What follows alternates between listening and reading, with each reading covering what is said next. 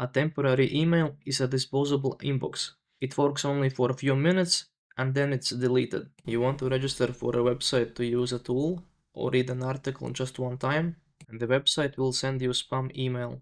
Use temporary email to sign up. For example, I'll create an account on ElevenLabs. The first thing you do is search for temporary email. Click on the first link and it should open you this website.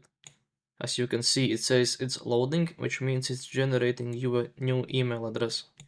Copy it by simply clicking here, and now you can use it to create your account.